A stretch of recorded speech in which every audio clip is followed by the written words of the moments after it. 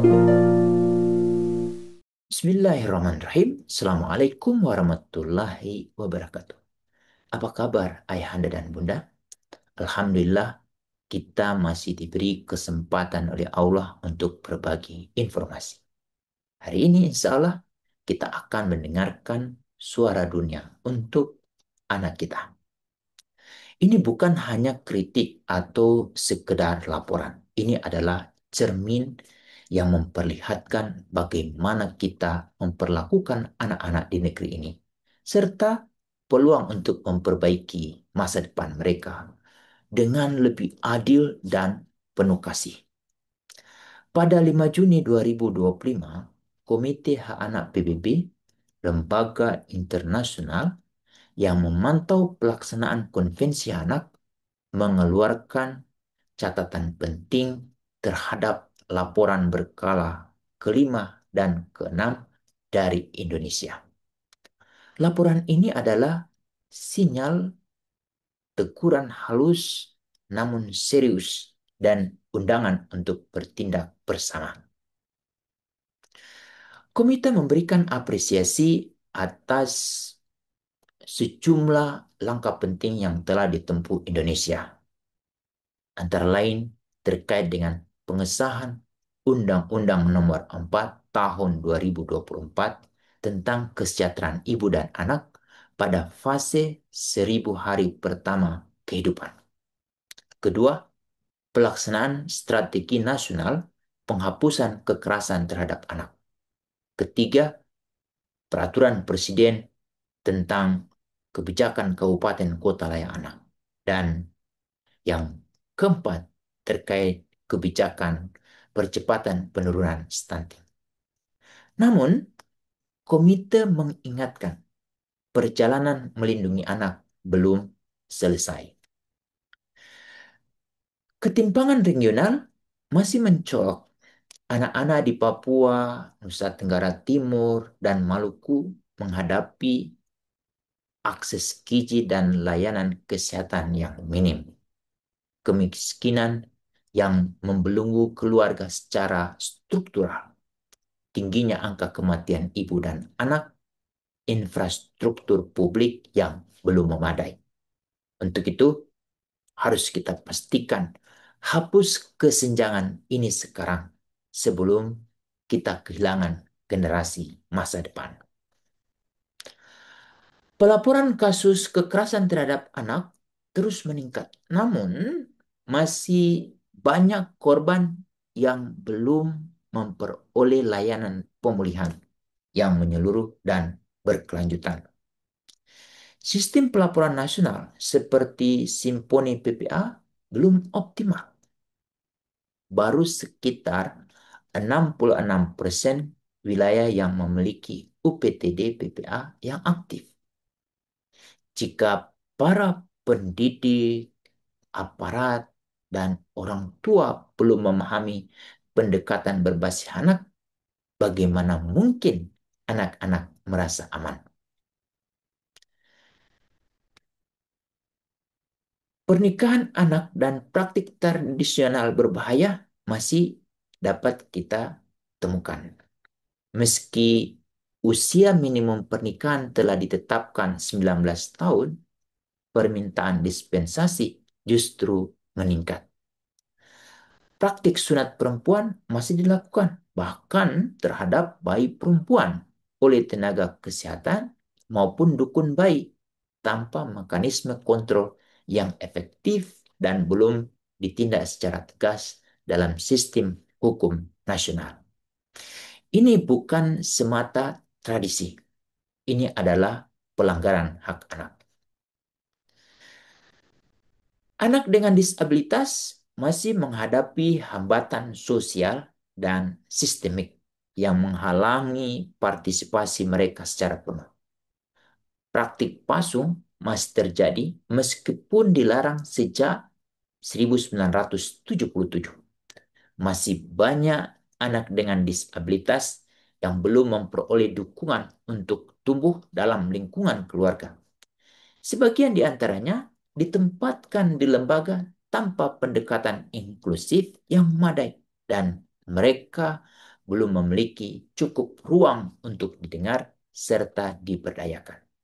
Untuk itu, komite menyerukan hentikan pasung, hapus diskriminasi sistematik terhadap anak dengan disabilitas melalui reformasi kebijakan dan praktik layanan. Partisipasi anak dalam proses kebijakan belum dilaksanakan secara bermakna dan sistematis di seluruh tingkatan pemerintahan. Mereka belum dilibatkan dalam proses perencanaan, penganggaran, dan evaluasi kebijakan. Untuk itu, yang harus perlu kita dorong adalah hak untuk didengar bukan penghargaan, tetapi kewajiban negara. Bagaimana dengan akses pendidikan? Pendidikan masih belum merata. Banyak anak putus sekolah karena kemiskinan dan lokasi terpencil. Belum terhubung dengan kurikulum nasional, kekurangan teknologi, dan guru inklusif. Untuk itu, komite merekomendasikan reformasi kurikulum menyeluruh, pelatihan guru untuk mendukung pendidikan inklusif, pemerataan akses di seluruh Indonesia. Terkait dengan remaja, angka kehamilan remaja di Indonesia termasuk yang tertinggi di Asia Tenggara. Faktor penyebabnya antara lain kurangnya pendidikan kesehatan reproduksi, akses kontrasepsi terbatas, stigma budaya dan hukum terhadap isu aborsi. Untuk itu, komite mendorong kurangi stigma sosial dan tinjau ulang pendekatan hukum terhadap remaja yang mencari layanan kesehatan reproduksi sesuai prinsip hak asasi dan kesehatan remaja. Hadirkan pendidikan reproduksi sehat yang komprehensif berbasis hak. Bagaimana dengan gizi, stunting, dan obesitas? Di wilayah timur, stunting dan wasting masih menjadi tantangan besar. Di sisi lain, anak-anak di kota mulai mengalami obesitas akibat konsumsi makanan ultra proses. Untuk itu, komite menyarankan perlu adanya pengaturan iklan makanan tidak sehat kepada anak, menguatkan edukasi gizi di sekolah, dan mempromosikan air susu ibu dan makanan bergizi berbasis lokal. Yang tidak kalah penting juga, rekomendasi komite juga memperhatikan terkait dengan anak dan krisis iklim. Anak-anak adalah korban paling rentan dari perubahan iklim. Namun, suara mereka belum banyak dilibatkan dalam kebijakan.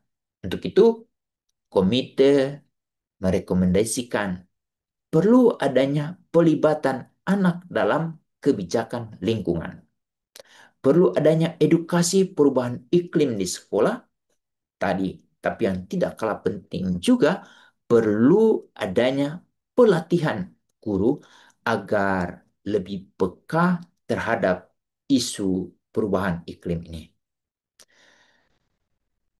Terkait dengan pekerja anak dan perdagangan anak, masih ada anak-anak yang terlibat dalam bentuk pekerjaan yang membahayakan keselamatan dan perkembangan mereka, termasuk situasi yang rentan terhadap eksploitasi.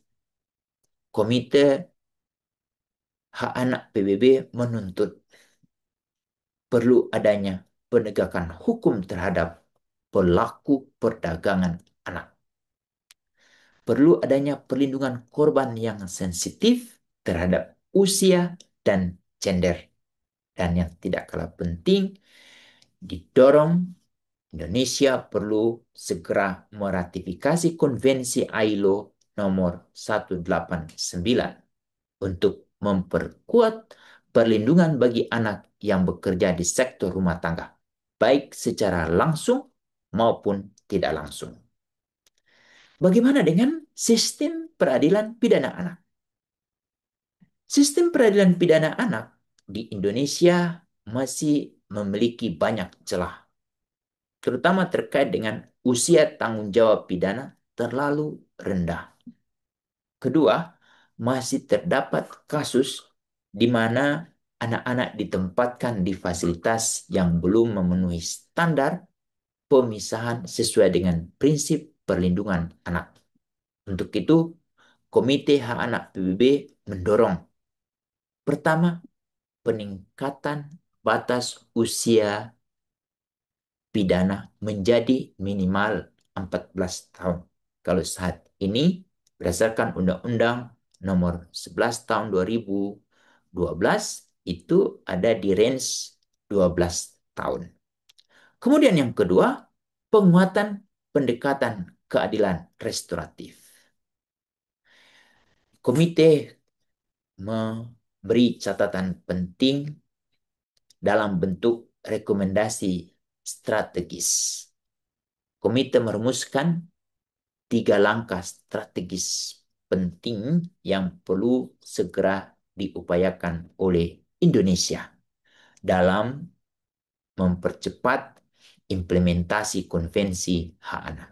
Pertama, melakukan sinkronisasi hukum nasional dengan Konvensi Hak Anak. Kedua, penguatan koordinasi kelembagaan dari pusat hingga daerah. Ketiga, pelibatan bermakna anak dalam seluruh siklus kebijakan publik. Ayahanda dan Bunda, laporan ini bukan sekadar dokumen. Ia merupakan paduan etis dan peta aksi konkret dalam mewujudkan pemenuhan hak anak. Untuk siapa? Untuk seluruh elemen bangsa, pemerintah, DPR, sekolah, media, masyarakat, dan keluarga. Karena melindungi anak adalah tanggung jawab bersama yang tak bisa ditunda. Kini saatnya kita merespon temuan ini dengan perubahan kebijakan, pendidikan, dan budaya yang berpihak pada anak. Lebih lengkapnya, Bapak Ibu dapat mengunduh concluding observation atas laporan Indonesia ini di laman yang disediakan oleh Komite Hak Anak PBB.